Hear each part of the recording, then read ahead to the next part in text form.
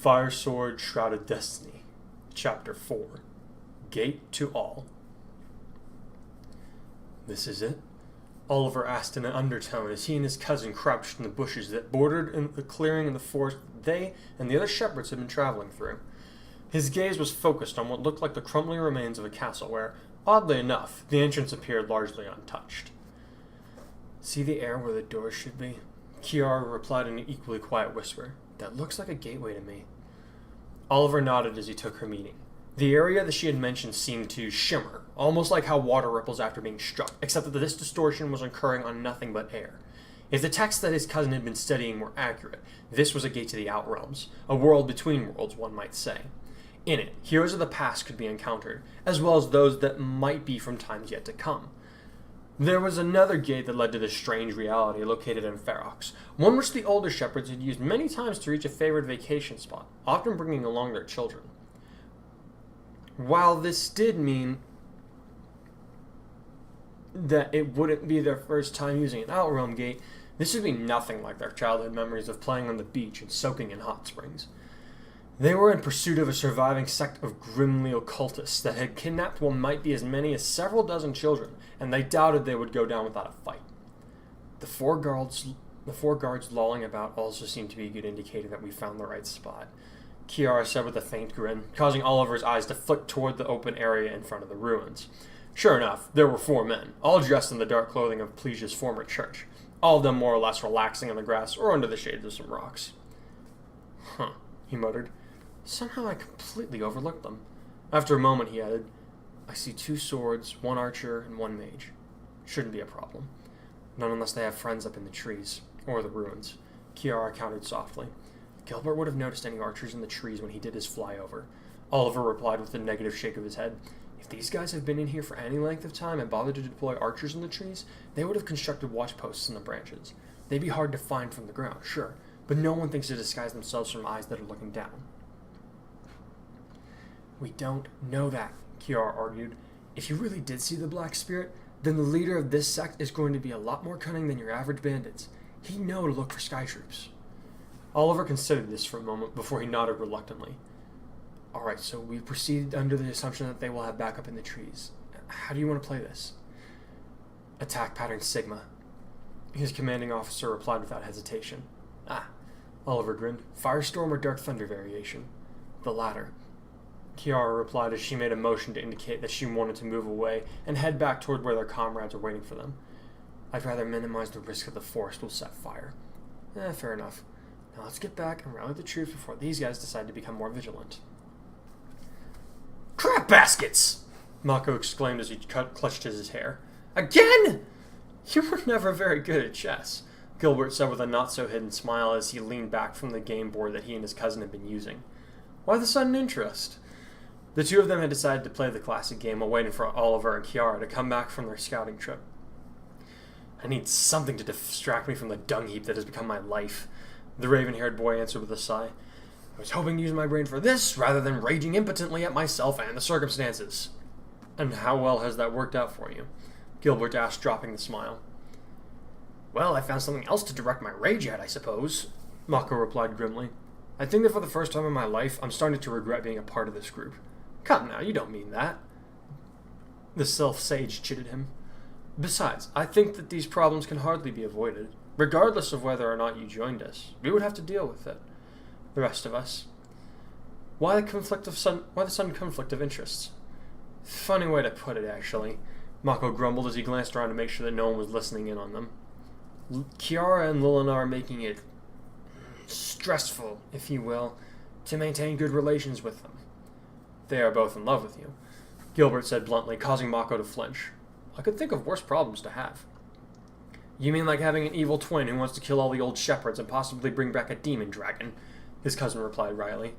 Yet you seem more upset by the conundrum that the princess and our tactician have presented you with, Gilbert said gently. Why is that? I don't know, Gil. Mako sighed heavily as he looked up at the sky. It's all just so confusing. I mean, I love the both of them, but I don't know that I could see myself as being in love with either of them. I've never been in love with anyone, really. And what about that makes it so frightening? The young man with green wings inquired. If a romantic love is to grow within you, Who better than one of your oldest friends to share in that? Because one, I'm not certain that I reciprocate, Mako replied a little testily. Two, it almost feels like if I chose one over the other, it would be like a betrayal to the one who was left out. And I don't know that I can bring myself to do that. I suppose a third point is that I dislike them putting me on the spot as they have. Have they, though? Gilbert asked quietly. When Mako gave him a questioning look, he explained, Based on my own observations, it is the actions of one that has brought on this particular series of events. If you say it's me, I'm casting Nosferatu on you, Mako said warningly, causing his cousin to chuckle. No, not you, he answered. To me, it seems as though, in her impatience with you and Kiara both, Lilina has sought to take matters into her own hands, and thus created this rift between all of you. Kiara, on the other hand, has quietly harbored her affections for you for many years, yet she has never made any advances on you until Lilina more or less forced her hand. Mako paused, thinking back on all that had happened between him and the two girls in the last few weeks, and quickly realized that his cousin was right. He wasn't saying that Lilina had meant to cause this tension, but it was indeed her impatience that had caused the girl's feelings to be made apparent, and in a way that had only caused strife. She was someone who hated being idle, or waiting for things to happen. As a princess raised by a strong father and mother, she was used to making things happen. On the other hand, if Kiara felt so strongly about him, why remain silent? Why not act at all, instead of letting him continue on in ignorance until everything came to a boil as it had? He mentioned these last thoughts to Gilbert, who shrugged and replied, If she had, who's to say you would have reacted any differently than you have to this whole mess? Think about it. She knows you well enough to know that you dislike major life changes like a romantic confrontation, for lack of a better term, would cause. I think that it was out of a respect for your feelings on such matters that caused her to remain quiet on the subject. Oh, was all that Mako could think to say. I hadn't thought of that. Honestly, why am I the one having to tell you these things? Gilbert sighed as he leaned back against a fallen tree. You're the older one. I should be asking you about these matters, not the other way around. I'm only 2 years older than you, Mako smirked. Besides, you never mentioned a girl before. Is she a shepherd? Or someone in Elise? Gilbert grinned as he looked up at the sky. No, there's no one. I do believe I'll simply be married to my books. In truth, he had harbored affections for Kiara for some time, but knowing that she had eyes only for his cousin, he had never let the fact become known. Besides, he wasn't being entirely dishonest. He was happy to devote himself to his magic and immersing himself in the knowledge of the world. Well, be glad with your lot in life, then, Mako sighed. I'm sure your existence is far less complicated than mine is. I concur. His cousin smiled, keeping his eyes on the sky. However, he did add, but I do believe that there is more opportunities for joy in your life than in mine. I hate you and your stupid logic sometimes, the Spriggan warrior muttered. I know. Kiara and her cousin returned a little bit after that. Mount up, grab your weapons, Oliver announced once everyone had gathered. We found the gate about 1 kilometer from here. There's a token guard in front of it, but we suspect there may be more of them in the trees. We're going in with Formation Sigma, Kiara said while Oliver went to gather his things. Dark Thunder variation. Looking over at Mako, she added, It's going to be you and me in the air. Everyone else will be our rear guard while we flush out any would-be ambushers. Understood. He nodded sharply, causing her to breathe a quiet sigh of relief. She hadn't been certain that he would be amicable toward taking orders, given how he had exploded at Lilina on account of their feud. Oliver will be leading the rest of you on foot. Follow his orders as he gives them, she continued. Liz, Gil, he'll need you as mid-range support, so stick to spellcasting unless he says otherwise. All of you, stay hidden until the fireworks start. Pounding her fist to her heart, she added, For Elise.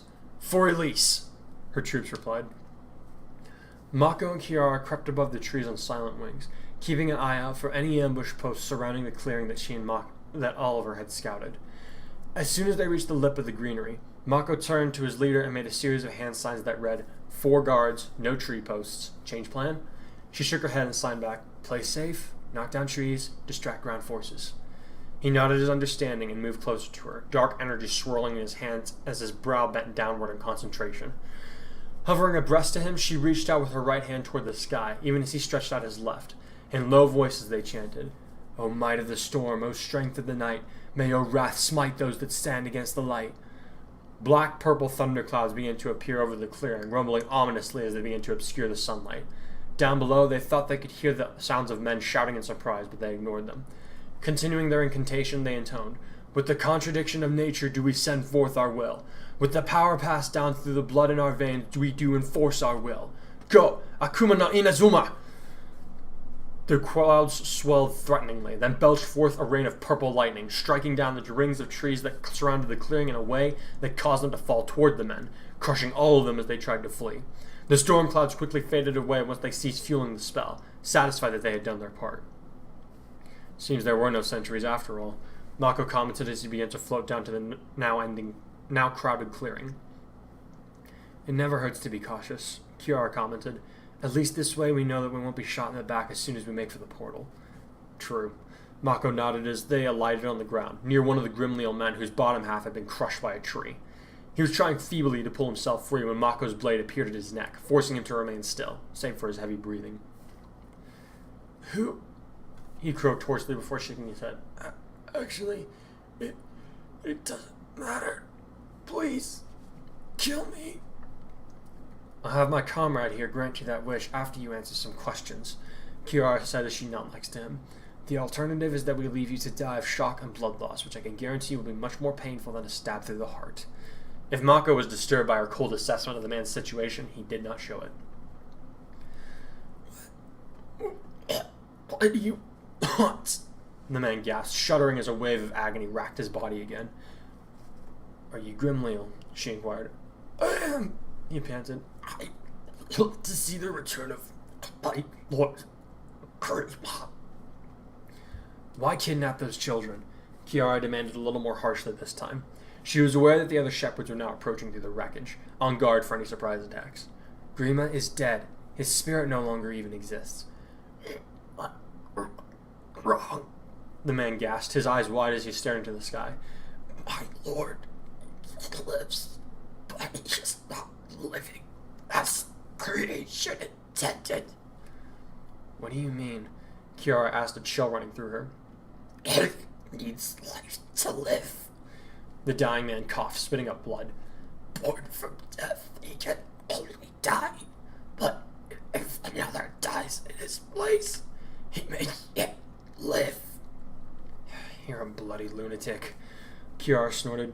Grima was slain with the exalted and fell falchion both. He couldn't have survived both Naga's magic and his own. The man exhaled slowly. Couldn't he? Kill him, the girl ordered, rising to her feet. He's either mad or hallucinating in his death throes. He's no good to us, but I don't want to let him die slowly. Send him to hell so we can meet his beloved dragon. Mako nodded without a word and ended the man's life with a quick stab to the heart, just as they had promised. They're sacrificing these kids so someone masquerading as Grima can gain more power from the lives that he takes, Mako said in disgust as he cleaned his blade on the man's clothes. Repugnant. That does seem to be the most likely case, Kiara nodded as the others finally finished picking their way through the debris that she and Mako had made. The real question then becomes, why go through all the trouble to amass that kind of power? What power? Oliver asked as he walked up to them. Also, nice mess here. Kiara explained what they had managed to glean from their conversation with the Grimleal before adding, at least we don't have to worry about any more surprises from these people, at least not until we get into the Outrealms. About that, Mako said quietly, once we go in, how do we find our way back if we have to go far? It's not as though we have a map of the place, and according to the stories that our parents told us, it constantly changes. We could get lost in there. From what I've been able to tell, the exit isn't ever really all that far from wherever we need to be, and Grandpa never mentioned any difficulty in getting out, even after spending 6 months of fighting and recruiting Inharyar. Kiara shrugged. I see no reason why it should be any different for us. Besides, our enemies haven't seemed to have any issues with getting in and out.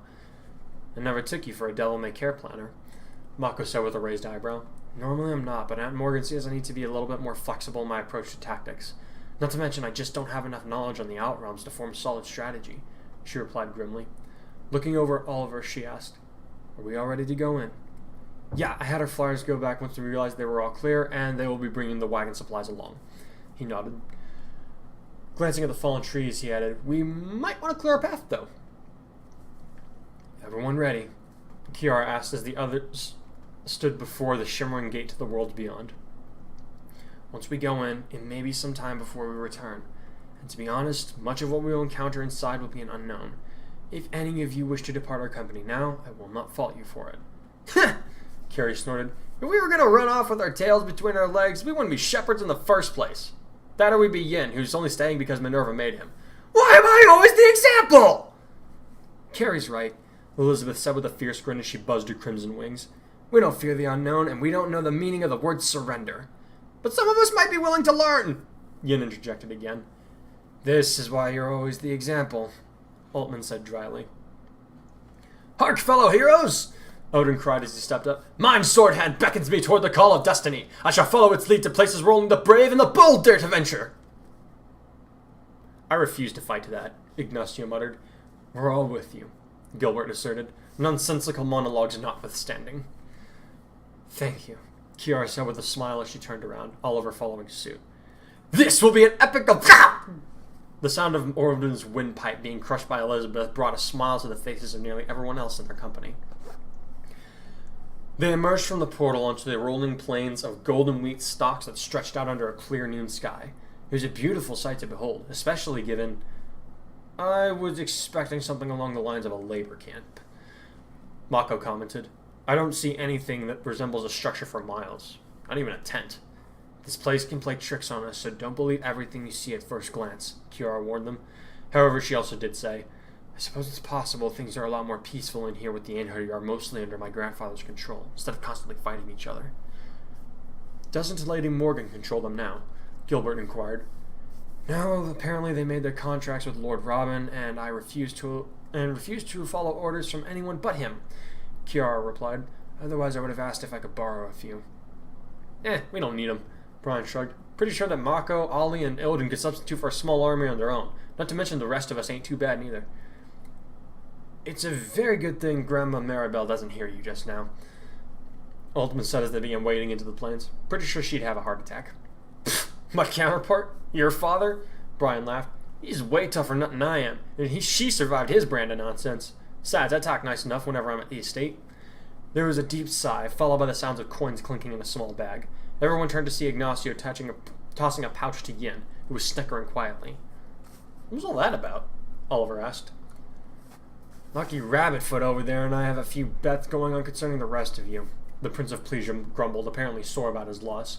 I wager that Brian is just as crass at home as he is with us. Yin bet that his mother has him whipped. Excuse me! Brian spat. You're gambling on our personal matters? Celica exclaimed. Rude! What? Ignacio shrugged as Yin nervously pocketed his ill-won money under the watchful glare of Minerva. We've been bored. He doesn't like chess. I don't like listening to him worry about everything. This seemed like a happy medium. Actually, this sounds like it could be a lot of fun. Oliver grinned, much to his cousin's disapproval. I want in on some of this action. What else do you guys bet on? I wagered that Altman would ride a Pegasus bareback before he caught the attention of a lady, Ignacio volunteered. Yin has a little more confidence in him than I guess. Aye! The healer growled red-faced. Turning to face the half-taggle, he said, Actually, thanks for that, but as for you... Turning back to Ignacio, who was trying very hard not to laugh, he added, Next time a sword goes through your belly, don't come bleeding all over me. You're on your own. I'm with Ignacio, actually, Oliver shrugged, prompting Altman to glare at him, too. Sorry, pal, I just don't see it happening with that mean face of yours. Not to mention, you have a habit of causing more wounds than healing them with your staves. Ducking the swipe that his friend aimed at him, he added, See? I bet that Oliver would rather eat Carrie's rhubarb pie than allow Odin to borrow his falchion. Yin managed to get out. Hey! Carrie shouted, hefting her spear at the young man from atop her horse, Yin paling rapidly. That's not fair, Kiara's cousin added. You're basically asking me to choose between food poisoning and an act that I would equate to cutting off my own arm. His falchion had been given to him by his uncle right before they had set off on their own, passing on the torch as it were. It was the Fell falchion, the blade that had actually ended Grima's life once the exalted falchion had bound his avatar in place. Lilina actually had one similar to it, an uncorrupted and unblessed version of the legendary sword, having been bequeathed to her by her future counterpart. Somebody's about to get speared and it's gonna be where the sun don't shine! Carrie snarled, her eyes darting between Oliver and Yin. But which one would you choose? Ignacio grinned. Current threats from our fair tomboy side. What would you rather do? I would rather jump off a cliff than make this decision, Oliver deadpanned. Not an option, Ignacio teased. You have to choose. Odin gets the falchion for a day, or you wind up on a cot being treated for gout. Carrie seethed. Blast it, I'd eat the pie, Oliver groaned. What? The prince shouted. I've been having the sword is only for a day. Carrie's pie. Ow! The man clutched at his head where the girl's spear had hit him with a shaft. Exactly. It would be Odin with a sacred weapon, Oliver deadpanned. Even for a few hours, can you imagine what kind of damage he could do and or tails he would spin? That is a... good point. Ignacio grumbled as he reached into his bag again. Fine, Yin, you win this one too. Stop betting on people, Kiara snapped. Ha! Ignacio grinned as he restuffed the small pouch in his bag while Yin looked disappointed. I knew it! What was that one for? Kiara demanded. I bet that you would try to stop our game as soon as you found out about it. The pleading youth laughed again. Carrie hit him again. Ow! Thank you. They spent some hours walking through the field of golden plants, with the fairies among them, save for Kiara, flying off in different directions for 40 minutes, only to come back and report they had seen nothing out of the ordinary. For all they knew, they could be in the same spot they had started, except they could no longer see the portal back to their world. This little fact worried some of them, especially Yin, but most of them trusted Kiara. She had been trained by the best, and so she must have some sort of plan in mind, right?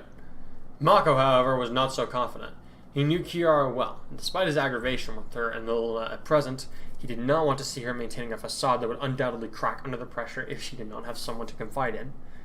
I told Lilina that I had nothing special to do with either of them until they had things between them sorted, he thought with a frown as he trudged along behind Kiara and Oliver. Well, now that I've talked to Gil, maybe punishing Kiara for Lilina's hastiness is unfair. But at the same time, I don't want to give off the wrong impression to either of them. God, I hate this!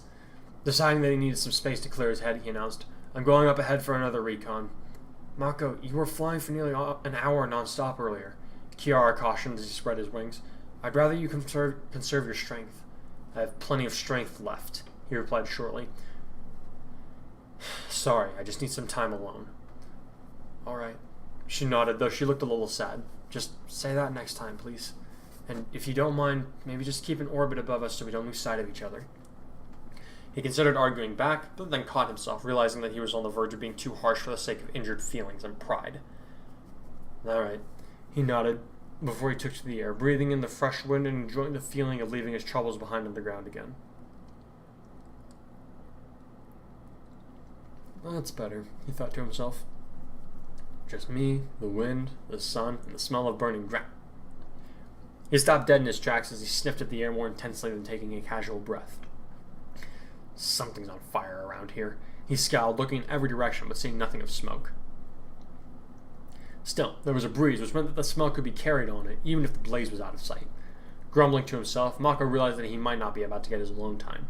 Collapsing his wings, he zoomed back toward the ground, opening them up just in time to make a solid landing a few meters in front of his comrades, who looked startled at his sudden reappearance. I smelled smoke coming from the north, he reported as he pointed toward the right of the setting sun. It was faint, but I didn't catch a whiff of it when I was flying around earlier. So either it's a recent one or just really far away, Oliver remarked as he peered at the indicated direction. I don't see anything, though.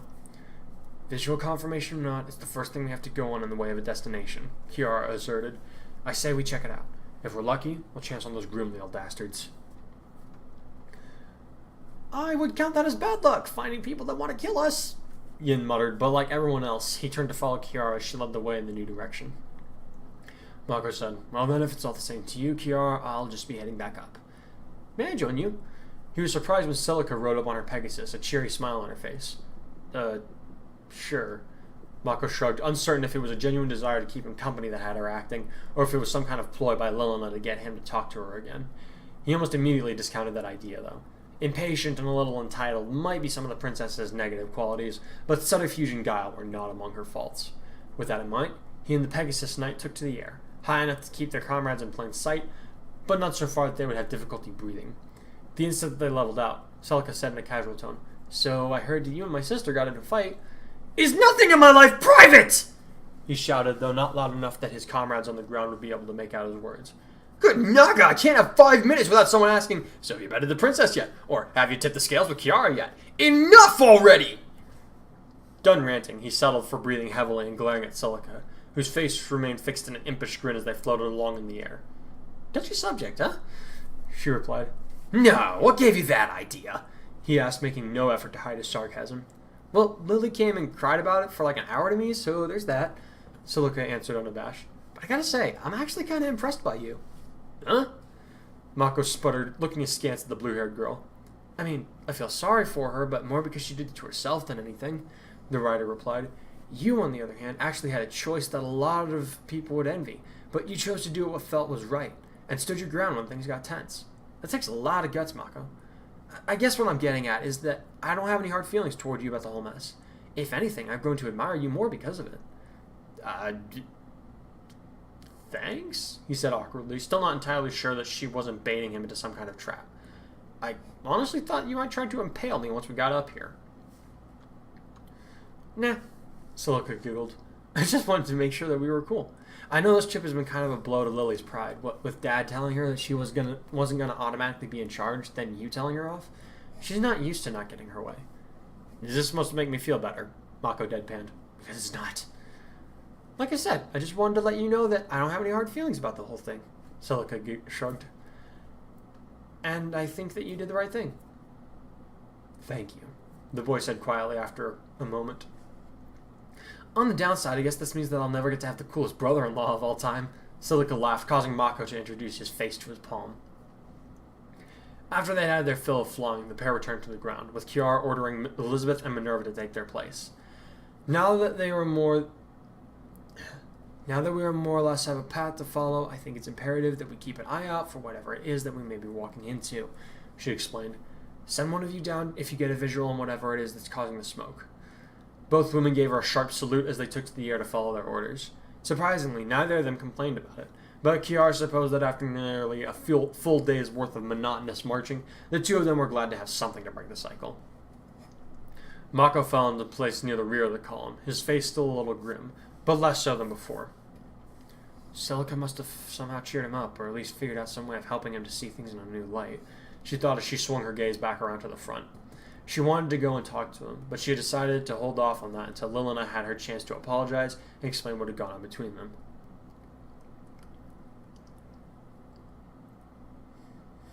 No sooner than Kiara had formed the thought than did the crown princess slow her pace to walk side by side with the Spriggan boy.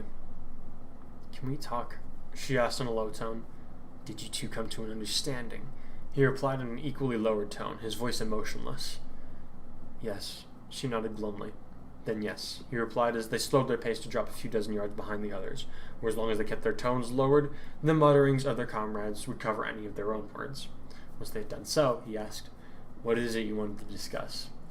Kiara and I spoke before we made it to the Outrealm gate. Lilina answered him.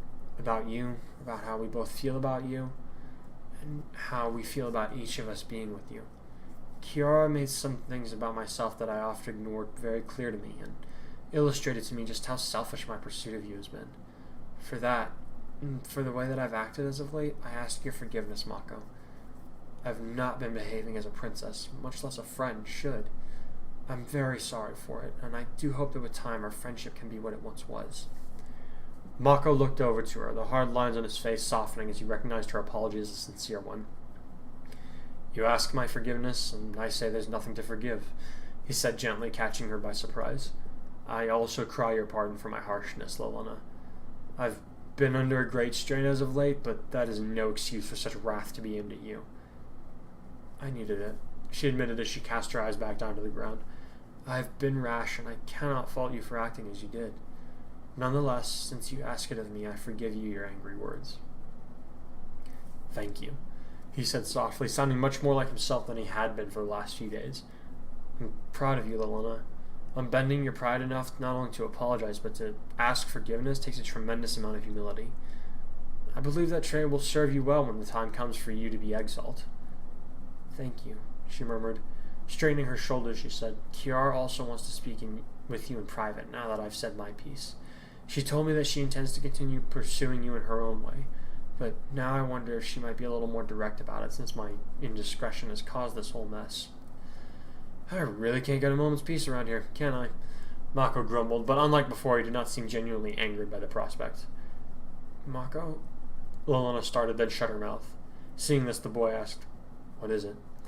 Casting her gaze down once more, she said in all but a whisper, Give her a chance.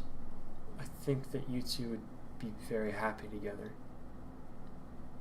Mako frowned a little and asked, Are you saying that to make the thought of giving up on me easier, or because you don't want me to think ill of her?"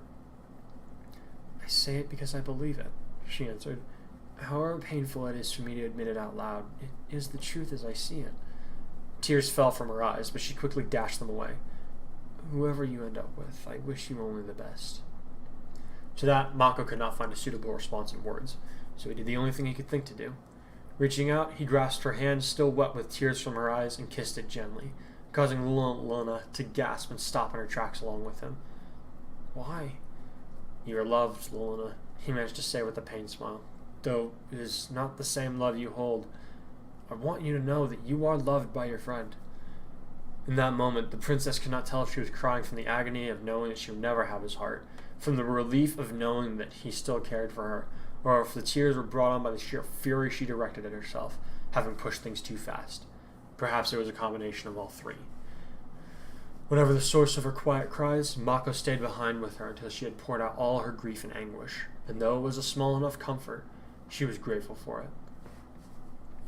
The sun was beginning to set when Elizabeth shot down to land in front of the party, her face grim as she turned to her commanding officer. "Minerva and I can make out the glow of a large fire, about 2 hours away from here on foot," she reported. "On fairy wings going as fast as we can fly, I estimate we could be there in less than 15 minutes. "What do you think, Kiara?" Oliver asked. "You two, along with Gilbert and Mako, could fly ahead and at least assess the situation. See if we found our Grimleal friends." "I know, but I feel uncomfortable stripping our aerial defenses so heavily," she replied, her brow bent in concentration as she weighed her options. "Not to mention that it's getting dark, and we could easily lose sight of you in the night." "We can set up camp here," her cousin offered. "Clear the area and light some small fires so that you'll be able to find us again when you come back." Now Kiara was shaking her head in the negative with certainty. "Too risky for both parties," she decided. "We'll break for the evening and send out 3 of us in the morning as an advance party. Hopefully we found our kidnappers, but it could be another hostile force." "What if they're friendly?" Oliver asked. "Can't chance that," Kiara replied. "No, we'll camp here for the night. Tell everyone to unload and have Tila clear the plant life out so we can have a proper cook fire without worrying that we're going to light the fields ablaze." Addressing Elizabeth directly once more, she ordered, "Tell Minerva to get down here and have Pina assist with the clearing of the shrubs." "Aye," she replied as she took to the sky once again. "I'm on it," Oliver said as he moved back to signal everyone that they could stop to unpack and rest. He paused when a particular figure in black walked up to him, but then they moved past each other without incident. "Lilana said you wanted to talk," Mako said as he approached his leader. "Did you two work things out?" Kiara asked quietly. "We did," he nodded. "Firstly, I would like to say I am sorry for delivering such an ultimatum to her and you both. Will you forgive me for acting rashly?" "Of course," she nodded with a small smile. "I'm glad the two of you are all right." "I don't know that we're all right just yet, but we will get there eventually," Mako nodded. "No, what did you want to talk to me about?" "I mostly wanted to make sure that you were okay," she shrugged, "and to ask you if you needed to talk about anything in confidence." "Can we talk up in the air?" he requested. "I'd rather reduce the chances of us being overheard, as there are some things I want to clear up." "Of course," she nodded as she walked off after Oliver. "Just let me notify Ollie, then I'll join you in the sky." A few minutes later, they were floating on their black and azure wings, alone in the late afternoon sky. Elizabeth and Minerva had both returned to help set up the camp, so there was no chance they would attempt to eavesdrop on the two of them. "What is it you wish to discuss in private?" Kiara asked the boy. "I'm sure you have a fair idea," Mako replied with a slightly raised eyebrow. "But I'll speak of what I believe to be the most concerning thing at the moment. That is, our relationship." "Our working relationship remains unchanged, no matter the outcome of any events between us, as I'm sure you know," Kiara said swiftly. "As for our relations as friends, I think that you'll be surprised to find that I'm just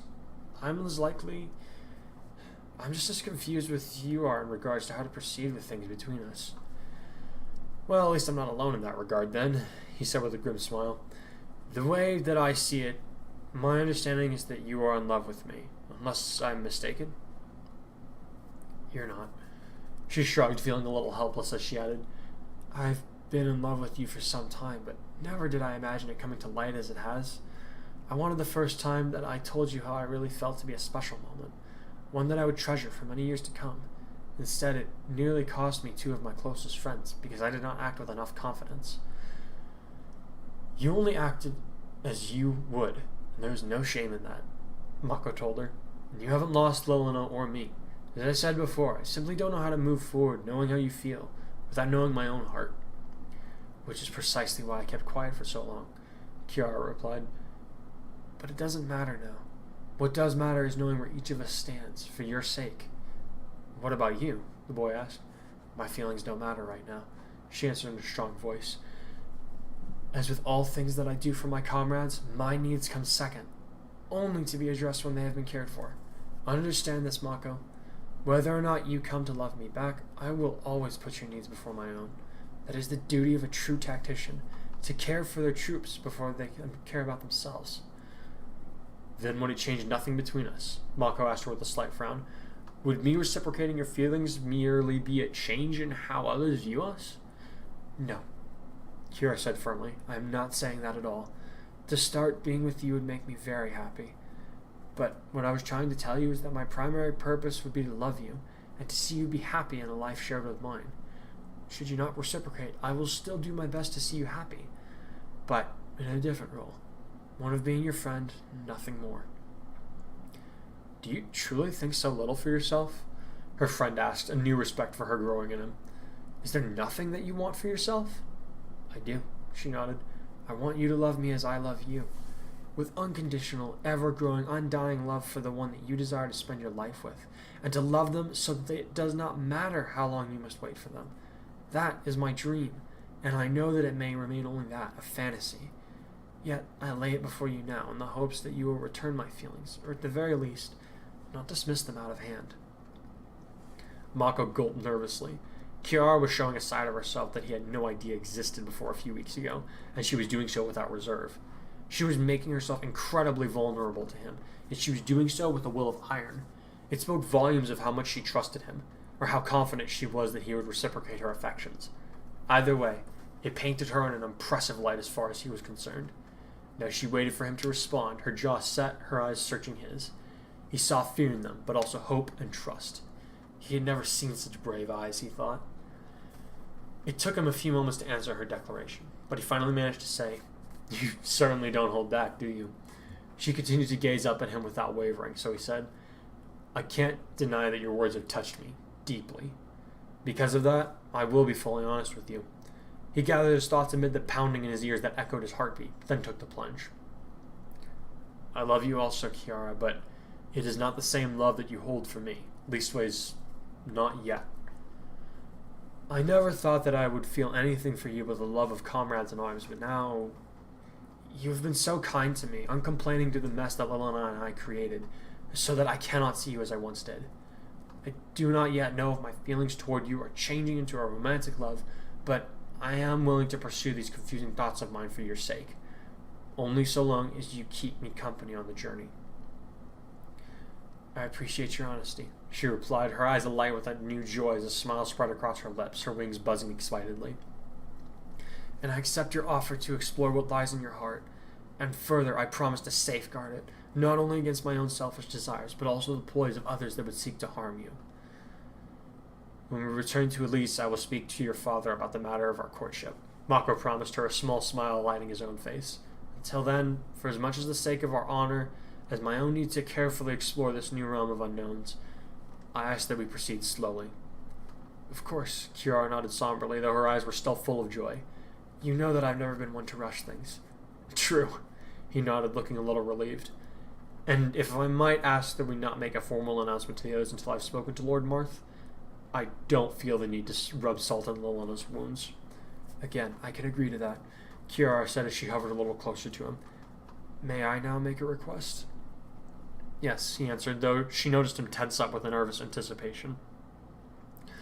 Moving slowly, she slipped her arms underneath his and wrapped them around his torso, leaning into his chest, letting out a long sigh of relief as she breathed. Please hold me, even if only for a moment. I think I've earned it. She felt him hesitate, and for a moment she wondered if she had pushed him too quickly. Then a pair of thin, strong arms wrapped themselves around her back, and she smiled again. Her heart felt lighter than it had in years, and she nearly giggled when she remembered they were, quite literally, walking on air.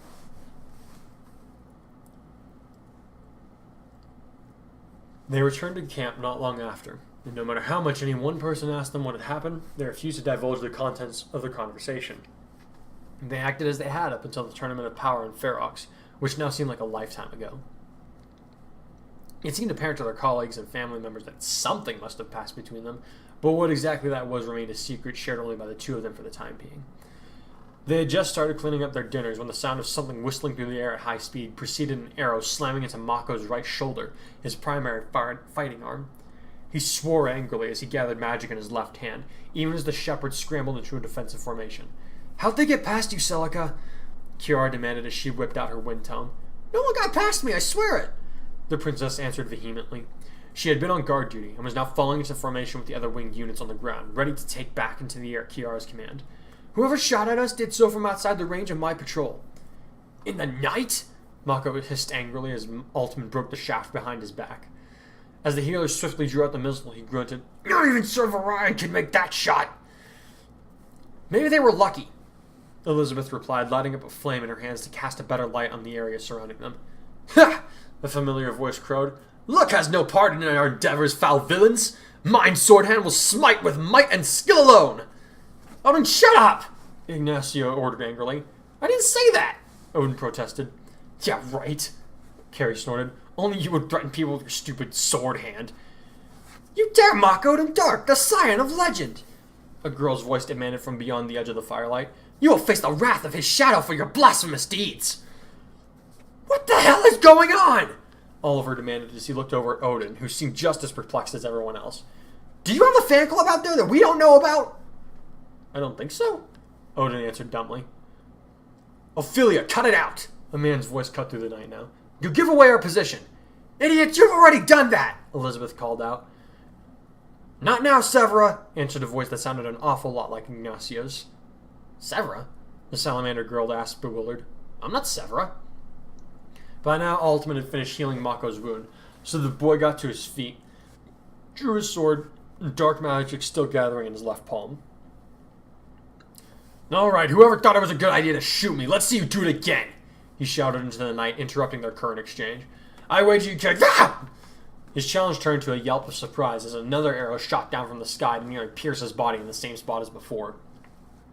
From further out in the fields, they heard a woman's voice call, "The next one will not miss, Black Spirit. Surrender yourself if you hold any fealty to your underlings, lest our company lay waste to them." "Black Spirit?" Mako repeated, his eyes snapping to search the darkness. "Isn't that—" "If you wish to harm one of the shepherds, you will have to deal with us all," Kiara shouted back into the night, wind swirling in her hands, ready to fly at the slightest provocation. "Do not underestimate the protectors of Elise." "You're not the shepherds," asserted a female voice this time, the tone stern and commanding. "We know you're Grimleal, following that sycophant as you are." "How dare you!" Oliver roared, brandishing the fell falchion. "Would those devoted to Grima wield the weapon that killed him?" "I hold little doubt you use it as a trophy after taking it from the man who used to wield it," the mystery woman answered, "though I suppose commendations are in order for managing the best Marth in combat." "Martha's my uncle, you dolt!" Oliver spat. "My mother is Lady Morgan, and my father Sir Laurent, both shepherds of great renown." "Hold on just a sec," another young woman's voice piped up. "If that's true, how come you're walking around with Mataris? Especially after the things he's been doing here in the Outrealms." "What the—" Mako sputtered, now growing even more furious. "I'm not that bastard!" he bellowed. "I am Mako, son of Sir Kirito and Lady Asuna, champions of Elise. Identify yourselves before the might of Elise's new shepherds, before it falls upon you!" "So, just because you're newer, you're automatically better, huh?" The second woman's voice answered before there was a blur of yellow light that stopped in front of the young company, startling them. "I have to say, I'm not impressed." You're... Kiara said, her eyes wide as they all took in the sight of the newcomer. She happened to be a girl with short brown hair, eyes, and yellow wings that from the descriptions of their parents and their comrades, the new shepherds recognized as those of a Catsea fairy. She also carried a powerful-looking longbow, and the only Catsea that was known for being a crack shot with a bow was... "Lady Ceylon?" Oliver all but shouted. "Is it really?" "Apparently my reputation precedes me," the woman replied dryly, her eyes not leaving Mako, who was feeling very uncomfortable now. "You," she added. "You're Mako? Kirito, the Black Swordsman's son? I doubt that very much, especially given that it's only been 2 years since I left the Holodom." Actually, you've been gone from Elise for 20 years, my lady, Gilbert said smoothly, though he remained aware of the bow in her grip, plus the arrow that was currently resting on the bowstring. It has often been theorized that time passes differently between the realms, especially those connected by the Outrealms. If memory serves, did you not originally herald from a realm in which time passed differently than that of my home? And what would you know about that, Sylph? She asked him levelly. My mother was once a friend of yours, Lady Sugihara, perhaps better known to you as Lifa. Gilbert answered swiftly. Our parents told us the tales of the realms that they all came from, Einkrat and Alfheim. Sinon regarded them all curiously for a few moments, her lips moving without sound coming out. Then she drew back a little ways and said, Yes, I recognize some of you. Or rather, I recognize your future counterparts in you. Lucina, Cynthia, Severa, Owain, Inigo, Brady. The others I do not know. Hey! Mako barked. Why did you shoot me? We've been busy with your future double for a few weeks, the woman answered dryly. He attacked us not long after we came to make our way back to Elise, saying that he was looking for Kirito and Robin. He had some of those Grimleal freaks with him, nearly got us. We've been trying to find our way out of here ever since, but his goons keep finding ways every few days and they're trying to kill us. Okay, hold on, Oliver interjected. Who's we? Yeah, give me a second. Sinon muttered. Raising her voice, she called out over her shoulder. They're not Grimleal. They're shepherds. Kid shepherds. Kid? Ignacio sputtered. You can't be much older than we are. Yes, well, when you've assisted in the destruction of 2 demon dragons, you can call yourselves adults. A voice identical to his said as the owner stepped into the light. Until then, you're all just rookies to us. I take it that you're Sir Inigo, then? Kiara asked a man that matched Ignacio in every way, save that his face was a little harder, and he had a relatively fresh scar under his right eye. At your service, milady, he said with a winning smile and a courtly bow. Who be you? Inigo, another woman's voice said warningly. What'd I tell you about hitting on other girls? I was honestly just asking! He yelped as a young woman with long purple hair and red eyes stepped up behind him, imp wings buzzing angrily. Uh-huh, she huffed. Turning to the others, she said, What's up? I'm Yuki, one of the original shepherds. Actually, Mama, that title goes to people like Exalt Crom and Grandmaster Robin, said a low-pitched girl's voice. Armed with a sword and Inigo's perfect smile came into the firelight next. A lady. Hey there, she said in her candid manner. I'm Soleil, daughter of Laszlo and Yuki, though you probably know my papa by his old name, Inigo. You're married? Ignacio all but shrieked at his future double. With a kid? How are you still that young? Oh, so you're married? What about my wild youthful years? How could you do this to us? Pocket dimensions in which time passes by much more rapidly than it does back home allowed our children to outpace us in terms of age. Another voice, this one a young man's, said by way of explanation. The owner was a blonde archer who added, I'm Prince Takumi of Hoshido, father of Kiragi and husband to Lady Sinon. As he spoke, he stood by the mentioned woman's side, while a boy with wavy brown hair and an irrepressible smile stepped out from behind him to wave happily at the dumbstruck shepherds. Hoshido is real? Gilbert exclaimed. I thought it was a myth. Nope, my dad's the real deal Prince of the Realm. Kiragi laughed. Hi there, everybody. My mom has told me all kinds of stories about your homeland. I'm excited to be going there myself. Hang on, this is a lot to take in, Kiara said before anyone could answer him. Are there any more of you out there? Just 3, Sinon answered dryly. Any second now. Great, first we almost get killed by that jackass. Now I gotta be around his current time self. Elizabeth's voice grumbled, followed by a slightly older and more heavily armored version of her floating down to land beside Sinon. She fixed a particularly venomous glare on Mako before adding, Hated him in my future, hate him even more now. I wish I would have stayed in Nor. Aw, but think of how sad grandfather would be if I went to see him and you weren't there, Mother, piped up a red-haired girl that somehow came up while Severa was talking. She also possessed bright red hair, but unlike her armored mother, she wore a battle mage's outfit and vermilion cape, which caught the eye of more than one male shepherd present. Hello, everyone. I'm Ophelia, she said with a cheery smile. Sorry we almost had to light you on fire. 'Twould have been a grand flame, however tragic, proclaimed a voice that made every other shepherd but Odin stiffen with dread. Don't tell me, Elizabeth groaned. Unfortunately, Severa grumbled. Alas, descendants of the comrades old, Owain declared as he leaped out of the wheat field, resplendent in a golden cape and a dark mage's outfit. It is indeed fortuitous that we meet now, for mine sword hand has longed for its return to the place of its birth. Hark! Cried Odin, his eyes alight with an untamed glee, as he and his counterpart saw each other clearly. I understand your pain, Dark Hero, for the very same blood runs through my veins, scorching the very marrow of my existence, demanding that I return to my homeland, with each of my comrades safe by my own actions. At long last, a worthy rival approaches! Owain laughed with a matching delight. It is sealed in blood, the blood of heroes and heroines unmatched. Oh God, there's 2 of them! Elizabeth screeched, echoing the thoughts of her comrades, who had all grown quite pale. Just when we thought he couldn't get any more obnoxious, Takumi said dryly, his tone much the same as Sinon's. Hey! Ophelia pouted. Daddy's the scion of legend, and a lot of us wouldn't be alive if it weren't for his bravery. The sad part is, she is not wrong, Sinon muttered. What? Daddy? Elizabeth yelped, turning crimson as she looked at her counterpart, who had hidden her face behind her right hand. Does that mean I do not want to discuss it, especially with myself? Severus said warningly without removing her hand. Elizabeth promptly expelled her dinner before passing out cold in the dirt. That was rude, Owain said with a frown. I'm surprised we tolerate them at all, seeing how they never appreciate how tirelessly we devote ourselves to being heroes. Odin added, his expression in the exact likeness of his future self. I know, right? His future self said. I urge that we convene the Justice Cabal this instant to discuss this crisis. It has been too long.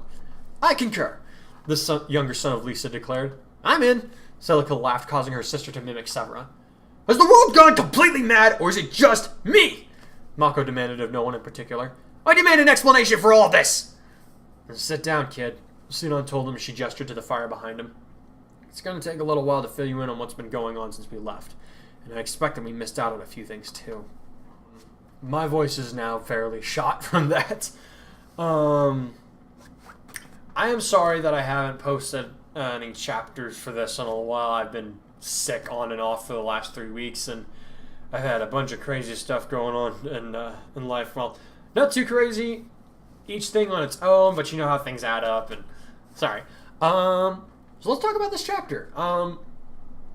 I had originally planned on dragging things out between Kiara and Mako for a little bit longer, but I was like, no, at least for Mako's sake, they need to have some sort of firm resolution to what's going on, or else it's just going to keep him driving him crazy, and he's not going to be very effective. So, he and Kiara at this point they're not officially courting each other, but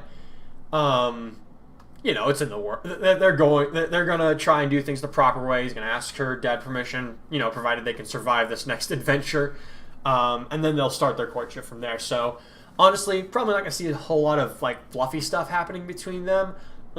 We might get something out of that from Oliver and Tila, because adorable little half Manakete, and Oliver's kind of a cool guy. Give them a little. I'll throw in a little mini side quest for them at some point, probably, and they can have a date or whatever, and that'll be the fluff for this story. But like I mentioned before, I think I'm only gonna have this story be 10, 12, maybe 15 chapters long, because it's not gonna be as long as the last story, because I don't have as much to work with, I suppose. But I am excited to see what you guys think, see if you can guess what's going to be happening before it actually does happen, and I can almost guarantee that it's not quite what you think. So maybe somebody will hit the nail on the head and figure out what's coming next, but I kind of doubt it. So yeah. Let's see. I'm trying to think. Anything else that I should mention? Oh yes. Favorite part of writing this chapter absolutely has to be that last scene where Odin and Owain. So Odin being the current timeline version of Owain, and Owain who's been doing his stint in Fire Emblem Fates over in Nor. When they meet, that was just I was so excited for that. Coming up and writing this chapter, I'm like, Shenanigans have abounded, and they will continue to grow exponentially because we have 2 Owains. I mean, what could possibly go wrong with all of that? So I'm hoping you guys are looking forward to the shenanigans as much as I do, because I am very, very, very much looking forward to them, and also getting a little bit into why Severa seems to be a little bit embarrassed about the fact that she has a daughter with Owain. So I'm sure some of you will be wondering about that, and I look forward to delivering you an answer hopefully next month. Let's see if my health doesn't fail me again. I'll put it up when I put it up, and I will have a chapter, another audio chapter for the regular Fire Sword series out next Monday. That is the first Monday of May, 2019. If you like this video, please be sure to subscribe, hit the like button, share with your friends, get the word out, tell people, hey, I've got this cool audio series. You should give it a listen to. And let me know what other kinds of videos you guys would like to see. I've got a little bit more free time on my hands than I have in the past, so I'm also doing a Throwback Thursday themed Sonic the Hedgehog, Sonic Adventure DX game playthrough that I'm starting to release, of course, on Thursdays. So yeah, let me know what you guys think of that. Go check it out. But until next time, this is the Red Swordsman signing off. Catch you later.